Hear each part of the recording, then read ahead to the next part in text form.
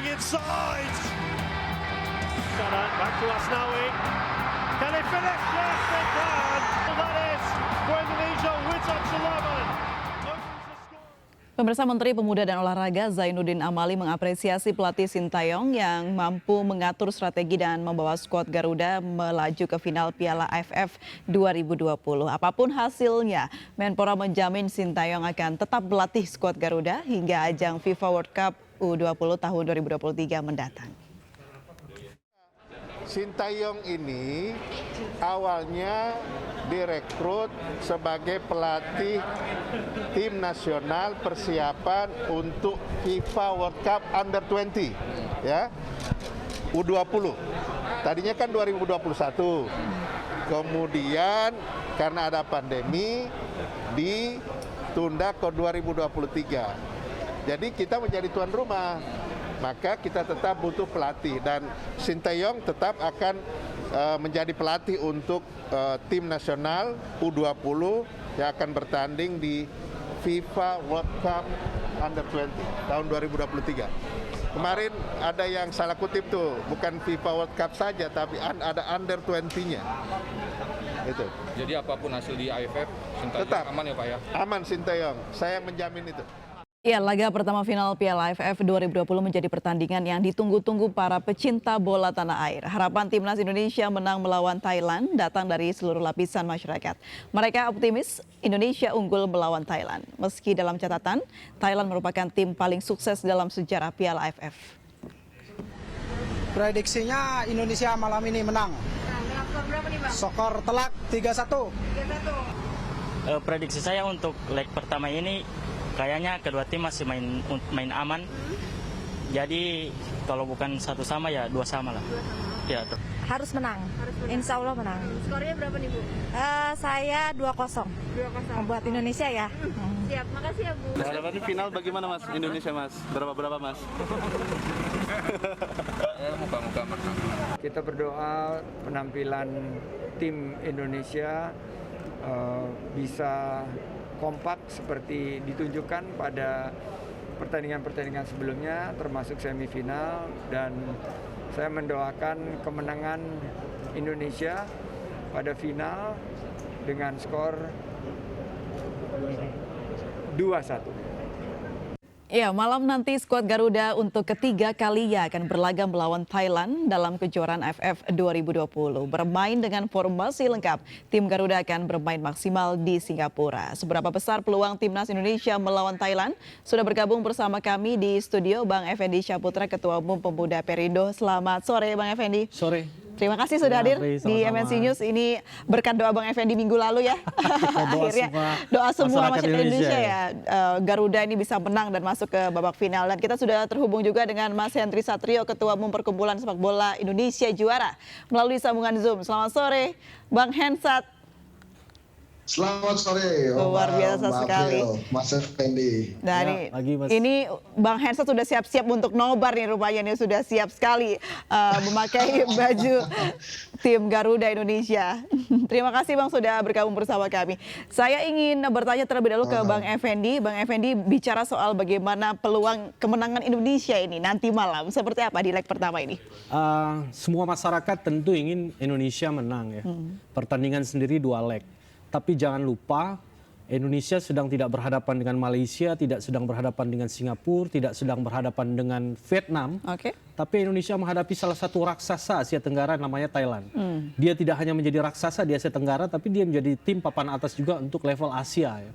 Kita tahu pemain Thailand ini banyak bermain di Liga Jepang.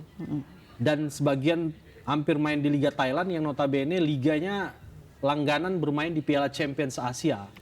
Jadi kita harus memperhatikan itu dulu. Saya pikir secara teknik, secara kualitas pemain Thailand itu jauh di atas kita.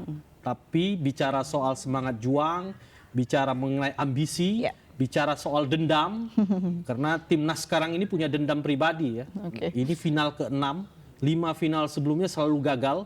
Dan 3 kali kalah dari Thailand di final. Sampai dianggap special runner up ya? Iya, sampai dianggap kita juara runner up. Gitu. Jadi saya pikir ini akan jadi motivasi. Selain itu, menghadapi pemain-pemain seperti Chanatip Songkrasin, menghadapi kiper Kawin Tancananam, kemudian ada titipan Puang Chan di sana. Ini pemain-pemain level Asia, pemain-pemain yang sudah tidak asing lagi di level Asia. Pemain-pemain kita akan motivasi ketika mampu mengimbangi atau bahkan mengalahkan mereka. Ini yang kita harapkan, motivasi dari pemain Indonesia untuk tidak kalah duluan sebelum bermain.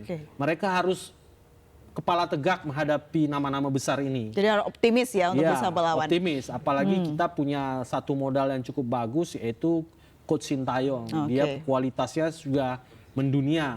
Baik. Secara head to head dengan pelatih Manu Poking, saya rasa Sintayong lebih punya nama di belantika sepak bola global. Jadi saya pikir ini menjadi modal yang kuat. Sudah ada senjata nih yang kita punya ya, Bang Effendi. Saya kembali ke Bang Hensat. Bang Hensat, ini bicara soal tim Garuda atau skuad Garuda Indonesia yang dijuluki kuda hitam dalam Piala AFF 2020 ini. Apakah mungkin peluang ini terbuka lebar melawan sang gajah ini di final leg pertama? Ya, kalau peluang sih harusnya ada terus, April.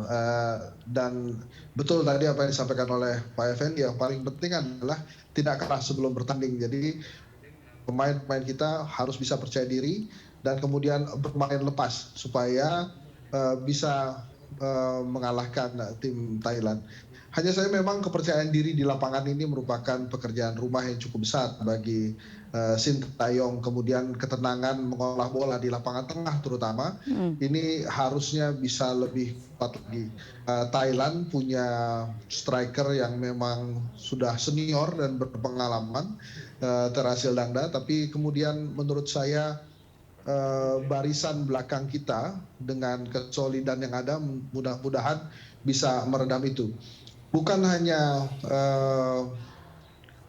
penyerangan yang terstruktur, tapi mereka juga memiliki serangan balik yang cepat. Bukti pada saat melawan Vietnam merepotkan Vietnam. Tapi yang paling penting semuanya, Mbak April, doa kita, kemudian dukungan dari seluruh rakyat Indonesia itu harus ada. Tapi jangan kemudian timnas ini dijadikan ajang pencitraan para pejabat. Jadi nggak perlulah masuk-masuk ruang ganti atau kemudian video call gitu. Ini baru pertama. Jadi kan tujuannya untuk memberikan semangat, Bang Henry. Ya, semangat boleh, tapi jangan sampai aji mumpung begitu ya.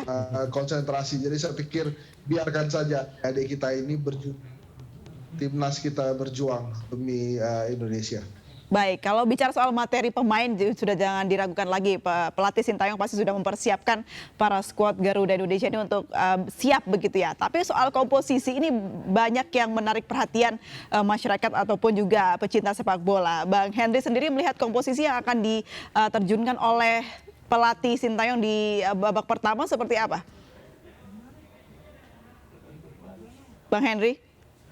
Ini kan Sintayong ini selalu menyimpan, ya silakan. Sintayong ini selalu menyimpan materi, terutama dua pemain kunci yang belum tentu selalu diturunkan dari awal, Egy Maulana Fikri dan Evan Dimas. Yang kita juga kadang-kadang bingung juga kenapa dua pemain kunci ini jarang atau belum diturunkan dari awal. Tapi memang hasilnya sepak bola itu kan juga tentang hasil, April. Jadi kita berikan leluasaan bagi Sintayong untuk meracik gitu ya. Tapi yang mudah-mudahan saja ada kejutan-kejutan. Karena dua pemain ini seperti kartu truf buat Indonesia.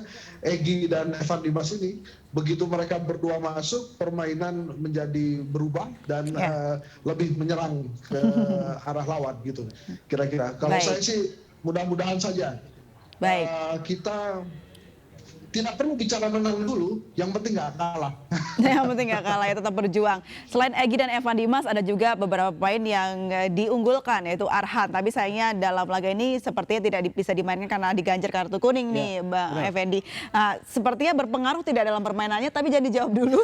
Kita harus jeda terlebih dahulu. Tetap bersama kami pemirsa di FNC News.